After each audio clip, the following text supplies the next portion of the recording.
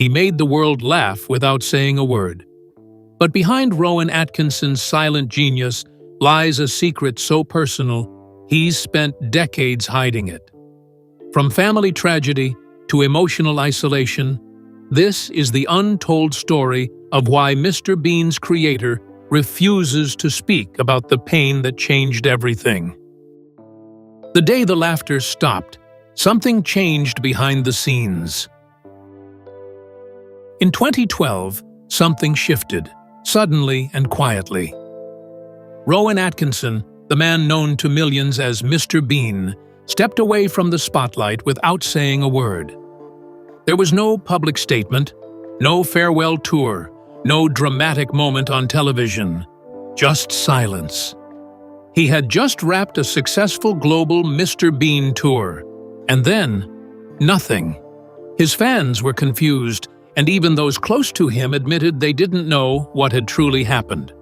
One longtime crew member told a friend, "It was like he vanished. One day we were on the road, and the next, the phone just stopped ringing." Insiders began noticing a clear pattern. Rowan was becoming more and more reclusive. He canceled interviews, pulled out of scheduled events, and rejected several opportunities to revive the Mr. Bean franchise. Producers who had worked with him for years were reportedly left in the dark. A BBC executive later leaked that Atkinson had refused to take part in a retrospective documentary about his career, calling it inappropriate and unnecessary. That word, inappropriate, sent ripples through the industry. What could possibly be so off-limits that even a look back at his legacy was off the table? It wasn't just his career that paused. Rowan stopped attending public functions, declined appearances at award shows, and avoided charity galas he once supported. Even at private industry events, his name stopped appearing. This wasn't just about privacy. It felt like a withdrawal. A former assistant revealed, "He started saying no to everything, and he didn't explain why. He just looked tired." Soon, the phrase "silent decade" started making its way through inner circles. 10 years where the man behind one of the world's most beloved characters refused to speak on anything personal, creative, or emotional. There was no scandal in the tabloids, no headline that screamed a reason. And maybe that's what made it all the more eerie. The laughter stopped, and Rowan didn't want to talk about why. Instead, he let the silence speak for him. But behind that silence was something far heavier than anyone imagined. "People assume comedians are always happy," a close friend once said. But when Rowan went quiet, it wasn't peaceful. It was painful. And that pain, many believe, was triggered by something deeply personal. A tragedy that shattered his world before the spotlight ever dimmed. A tragedy in the family that shattered his world. Behind Rowan Atkinson's retreat from fame lies a family tragedy that few outside his circle even know about. In early 2012, the same year he disappeared from the public eye, sources close to the family claim that Rodney Atkinson, Rowan's younger brother, died by suicide. The media never covered it. No obituaries, no funeral announcements. That was intentional. Multiple insiders suggest Rowan used his wealth and influence to keep the tragedy out of the papers, hoping to protect his family's privacy and, perhaps, to protect himself from facing it publicly. The guilt Rowan reportedly carries is what truly broke him. According to a friend, Rodney had sent a series of emails to Rowan in the weeks before his death, emails that hinted at emotional distress and personal struggle. But Rowan was filming abroad at the time and didn't respond right away. When he finally did, it was too late. He didn't even make it to the funeral. That decision, whether due to scheduling, shock, or avoidance, became something he could never forgive himself for. He didn't cry at first, said the source, but later, he couldn't stop. He shut down, he just went into a cave and never really came out. While many still debate whether Rodney's death is even real, since no public record exists, the shift in Rowan's behavior from 2012 onward supports the theory. Industry colleagues noticed he refused to take part in any scripts that involved grief, death, or mental health topics. One director shared, "He wouldn't even hear the pitch. He'd just walk out of the room." It wasn't just about protecting his image. It was about protecting a wound that never healed. More than fame, more than work, it was this private sorrow that seemed to silence Rowan the most. And while others grieve through sharing, he did the opposite. He turned grief into distance, into silence, into a wall. "He's not hiding a scandal," a producer said. "He's hiding heartbreak. And it's the one thing he'll never joke about." But heartbreak doesn't stop with one loss. Up next, we explore how Rowan's silence only deepened when even his own daughter walked away. The silent conflict with his daughter, Lily Atkinson. In the world of public figures, family tension often hides behind smiles. But in Rowan Atkinson's case, the fallout with his daughter, Lily Atkinson, became impossible to ignore because she made it public. Once a rising performer in her own right, Lily seemed destined to follow her father's footsteps into acting. She even appeared with him on red carpets, sometimes smiling in the background of press photos, other times standing proudly beside him at film premieres. But in 2017, everything changed. Lily didn't just pull away from her father, she erased him. It started quietly. Lily deleted nearly all traces of her father from her social media accounts. No childhood photos, no public tributes, no mentions of his name. She then did something that shocked even close family friends. She legally changed her last name to Lily Sastry, adopting her mother's maiden name. And that wasn't just symbolic. It was a message. The daughter of Rowan Atkinson wanted the world to know she no longer identified with him. "It's not a phase," a close friend of hers reportedly told a journalist. "She's making a statement." The source of the tension? Insiders say Lily felt abandoned, emotionally, mentally, and physically. While Rowan built an international career as Mr. Bean, spending long months on sets or in hotel rooms, Lily was left behind. According to one family friend, she needed a father, not a character. But Rowan was always busy being someone else. When Lily was struggling with the pressures of adolescence and the expectations of celebrity kids, Rowan was reportedly consumed by projects and press. She wanted support. She got silence. Things reached a breaking point after Rowan began a controversial relationship with Louise Ford, a woman nearly 30 years younger than him. Lily, still close to her mother, Sunetra Sastry, saw the relationship as a betrayal, not just of her mother, but of their entire family unit. She felt blindsided and reportedly told friends she felt replaced. The fact that Rowan was publicly photographed with Louise, smiling, holding hands, vacationing, only made things worse. Lily stopped speaking to him altogether not long after the pictures surfaced. What stung most, according to sources, was that Rowan never publicly defended her. He gave no interviews, issued no statements, and ignored all questions about Lily during press tours. He didn't fight the narrative. He let her go. And that silence has spoken louder than words for years. When asked in a rare interview whether he missed his daughter, he simply replied, "That's not something I wish to discuss." It's not a feud, someone close to the family said. It's a heartbreak that never found healing. And the heartbreak didn't stop there. Because while the rift with his daughter cut deep, it stemmed from something even more painful: the very relationship that tore his family apart. The relationship that cost him his family. If there's one moment that changed Rowan Atkinson's entire personal life, it was the day he left his wife of 25 years, Sunetra Sastry, for a woman nearly 3 decades younger. The year was 2014, and the headlines came fast.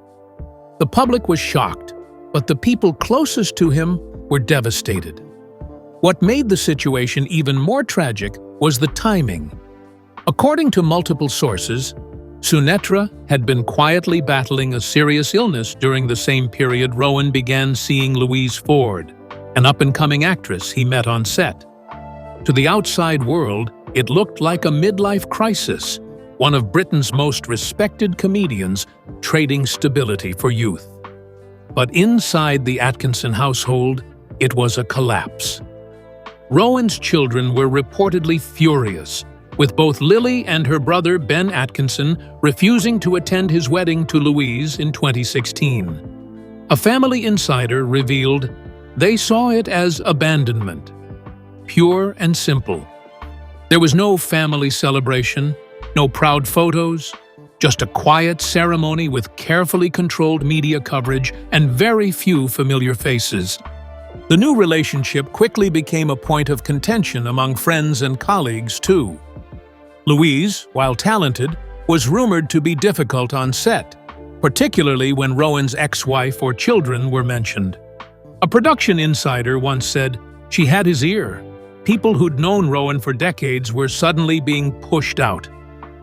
As the relationship deepened, Rowan became more and more isolated. Friends stopped calling. Work offers slowed. Even longtime collaborators began backing away. Rowan, for his part, refused to discuss any of it publicly. When asked in a rare 2017 interview about how his personal life had affected his work, he replied coldly, "That's a private matter, and not up for entertainment." He didn't smile. He didn't joke. It was clear the subject wasn't just uncomfortable. It was off limits. The man who built a career on expressive silence was now using it to protect the most controversial chapter of his life. What hurt many was the sense that he chose secrecy over healing, that he walked away from a family without ever looking back. While he has since had a child with Louise, there's no record of reconciliation with his older children. And when asked directly if he regrets how things ended with Sunetra, Rowan only said, "Regret is a dangerous word." He didn't just lose a marriage, one close friend noted. He lost a home, a legacy, and maybe even the one thing that ever made him truly happy. And from that loss came a near-death experience that changed him physically and mentally, one that the public barely even knows about. A hidden car crash that nearly ended his career. In August 2011, just months before his quiet disappearance from public life, Rowan Atkinson was involved in a car crash that almost killed him. He was driving his beloved McLaren F1, one of the rarest and most expensive cars in the world, when he lost control on a winding road in Haddon, Cambridgeshire. The car spun, hit a tree, and burst into flames. Rowan somehow managed to crawl out before it was engulfed. But what most people don't realize is, that crash wasn't just physical. It broke something deeper. While headlines at the time reported that Rowan had suffered only minor injuries, the truth was far more serious. He was hospitalized for over a month and spent more than 18 months recovering from a long-term concussion and injuries to his shoulder and back. He rarely spoke about the crash, but leaked hospital notes suggested he showed symptoms of PTSD. Doctors reportedly recommended trauma counseling, but Rowan refused therapy. Instead, he went silent, avoiding public events, declining work, and pushing people away. One crew member on a paused film project said he didn't want anyone around. He stopped answering his phone for weeks. What disturbed his friends most was what came after. Rowan, who once praised his McLaren F1 as the most brilliant machine ever built, sold it soon after the crash. Quietly. No fanfare, no statements, just gone. When asked why, he simply replied, "It's a machine I no longer trust." That sentence felt loaded. He wasn't just talking about the car. He was talking about his body, his mind, and maybe even his life. He no longer trusted anything, not even himself. From that point on, everything changed. Rowan withdrew from major award shows, turned down press interviews, and refused to participate in retrospectives or Mr. Bean specials. He became known as the ghost of British comedy, present only in reruns and nostalgia clips. A director who once worked with him tried to reach out for a 25th anniversary project. Rowan didn't respond. "He's done," the director said. "He's not coming back to the stage. Not in the way we knew him." The crash marked a turning point, not just in his health, but in his entire way of existing. And as many began to speculate on his silence, the truth became harder to ignore. Rowan wasn't just pulling away from fame, he was retreating from the world. He went from being the sharpest man in the room to the quietest, one insider said. The crash didn't take his life, but it took something else, something permanent. But what most fans never knew is that Rowan's silence began long before the crash. The car crash may have deepened the wound, but the real battle had always been inside his mind. The terrifying anxiety that haunted his entire career. For someone who made millions laugh without saying a single word, Rowan Atkinson's fear of speaking wasn't just a quirk. It was a deep, lifelong battle with crippling anxiety. Long before Mr. Bean became a global icon, Rowan struggled with intense stage fright, the kind that makes your hands shake, your heart race, and your voice vanish. Even during his time at Oxford University, where he studied engineering, classmates noted how Rowan would often freeze when asked to present. His professors assumed he was shy, but what they didn't see was that Rowan was terrified. This fear followed him into the early years of his acting career. During rehearsals for stage performances in the 1980s, directors sometimes had to rewrite entire scenes because Rowan would blank out or refuse to speak lines in front of live audiences. He'd be brilliant in rehearsal, one director recalled, but when the crowd came in, his confidence disappeared. This fear eventually led him to create Mr. Bean, a character who doesn't need words. Mr. Bean wasn't just a comedic invention, he was a shield.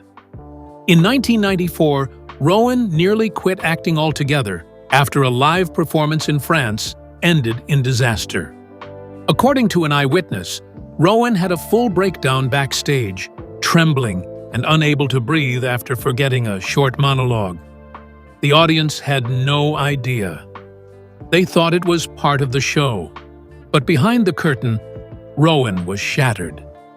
He flew home the next morning and didn't speak to anyone, not his agent, not his co-stars, for days. That experience haunted him for years. Despite the fame, the awards, and the global love for his work, Rowan's relationship with his craft remained complicated. He avoided press tours, skipped talk shows, and rejected emotional scripts. Everything he did was tightly controlled. Even his interviews were scripted, reviewed in advance, and limited to safe questions. A producer who once tried to get Rowan to do a BBC documentary on mental health said, "He told me, if I start talking about it, I'll never stop, so I don't start." That refusal wasn't stubbornness, it was self-preservation. Friends say his anxiety never truly went away. It simply went underground, hidden behind facial expressions, body language, and years of perfected silence. but it shaped every decision he made. From the roles he chose, to the events he avoided, to the way he handled fame. Rowan wasn't running from cameras. He was running from panic. "He's not mysterious," a friend once said. "He's just scared. Always has been. Always will be." And that fear, mixed with trauma, guilt, and personal loss, made him vulnerable to even more damaging events.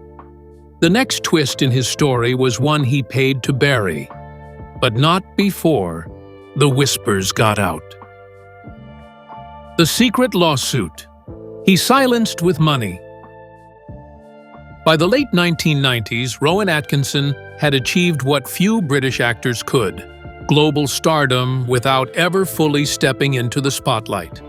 But while the world laughed at Mr. Bean's antics, something far less funny was unfolding behind closed doors. In 1999, a sealed lawsuit was quietly filed in London's High Court, naming Rowan as the defendant in a workplace misconduct case brought by a former personal assistant. The assistant, whose identity remains legally protected, accused Rowan of verbal mistreatment, psychological distress, and maintaining what they called a toxic off-camera personality. The case never made it to trial. Within months, it vanished from the court system. Rumors swirled, but no papers surfaced. What insiders later revealed was that Rowan had allegedly agreed to a private settlement of over £250,000 to make the entire case disappear. There were strict NDAs, court-ordered seals, and a quiet legal team tasked with erasing every trace. While fans remained clueless, tabloids began sniffing around. In 2002, a London tabloid attempted to publish a deep-dive exposé into the case. But within hours, the story was pulled under legal threat, and the journalist who authored the draft was reportedly discouraged from pursuing it further.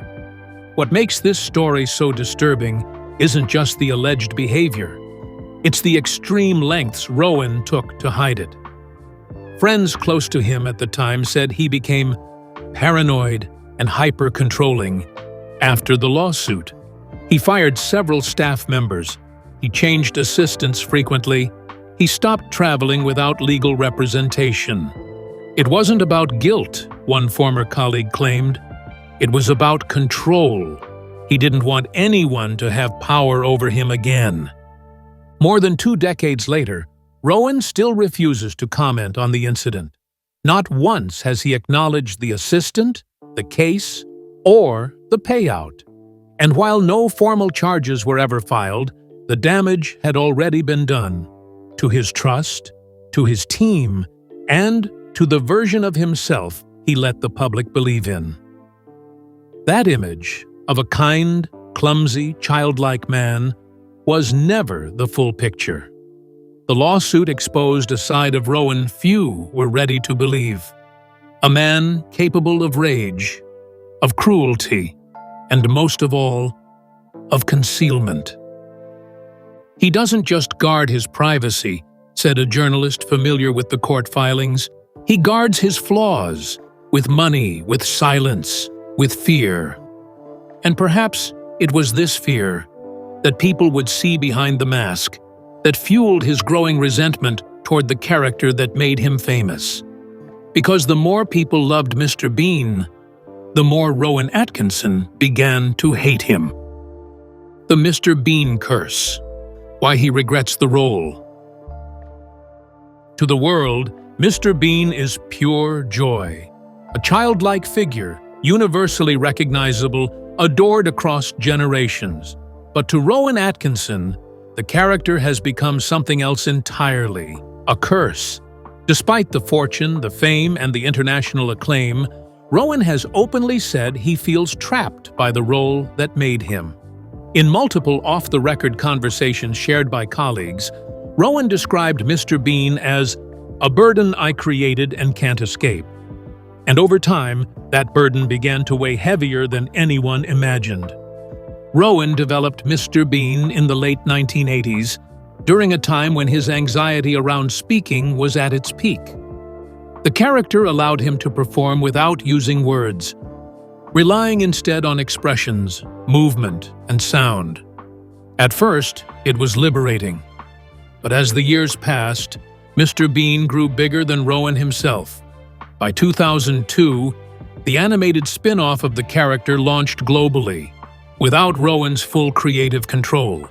He reportedly called the show a grotesque parody of something I once loved. And that love soon turned into regret. Offers kept coming. In 2015, Netflix offered Rowan over £5 million for a rebooted Mr. Bean series, complete with global distribution and merchandising rights. He declined immediately. He didn't ask for creative control. He didn't negotiate. He just said no. When asked about it in a follow-up email by an executive, Rowan simply responded, "Mr. Bean doesn't talk, and neither should I." It was the closest thing to a confession, one that hinted at how deeply the character had become a prison, not a platform. Those closest to him began to notice how Rowan's personality changed whenever Bean was mentioned. He would grow tense, quiet. Often he would leave the room mid-conversation. One director who attempted a Mr. Bean tribute for British television said, "Rowan told me, he's not a celebration anymore. He's a shadow." And that shadow followed him everywhere, from airports to restaurants to quiet walks through the park, where strangers would yell, "Mr. Bean," without realizing they were dragging Rowan back into a life he was desperate to escape. At the heart of it all was this: Rowan wanted to be known as a serious actor, a trained Oxford academic, a performer with depth and range. But the world only saw the goofy, silent man in the tweed jacket. And that realization slowly crushed him. The man who had once filled stadiums with laughter began to resent the very sound of it. "You spend decades building a legacy," Rowan once said, "and one silent fool can erase it all." But even as he tried to escape the character, he found something worse. The realization that his perfectionism, his control, and his obsession with performance had already alienated nearly everyone who once stood by him. An obsession with perfection that destroyed friendships. Behind the laughter was a man consumed by perfection. Rowan Atkinson wasn't just careful. He was obsessed with getting every detail right. From lighting to timing, everything had to be precise. But that obsession didn't come without a cost. During a 2007 short film shoot, Rowan reportedly fired the entire crew over what he called a collapse of creative standards. No arguments, no goodbyes, just silence. One co-star recalled, "He didn't even raise his voice, he just ended it." That cold detachment became a pattern. In his early days on Blackadder, Rowan was collaborative and even playful. But by the late 1990s, friends say he had changed. He stopped attending reunions, ignored calls, and quietly distanced himself from everyone. "Talking to him felt like knocking on a locked door," a crew member said. Even Stephen Fry once called him a brilliant island, emotionally cut off. What's tragic is that many of these were real friendships, decades-long bonds. But Rowan didn't fight. He just shut down. And over time, there was no one left to shut out. "You can be a genius and still be alone," a friend once said. Rowan proved that. Why Rowan will likely never tell the truth. If there's one thing Rowan Atkinson has made clear, it's this: the public is not entitled to his pain. He may have made millions laugh, but when it comes to his real story, he draws a hard line. No interviews, no memoirs, no documentaries, just silence. Friends say his mindset is rooted in stoicism, emotional control, privacy and a refusal to be vulnerable in public. He believes emotions are private currency, one friend shared. Even the BBC was told a tribute about his life would be inappropriate. He's turned down Netflix retrospectives, rejected scripts involving grief, and even declined a major sit-down with Graham Norton. As one producer said, he just said, "It's not the time, and I hope the time never comes." Perhaps most telling is his request that all his handwritten journals be destroyed upon death, never to be read by anyone, not even his children. "I give you my work," Rowan once said, "not my wounds." He's not hiding crimes or scandals.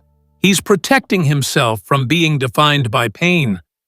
Because in the end, Mr. Bean wasn't silent. He was saying what Rowan Atkinson never could. Rowan Atkinson gave us Mr. Bean, but kept his real story locked away. No interviews, no confessions, just silence.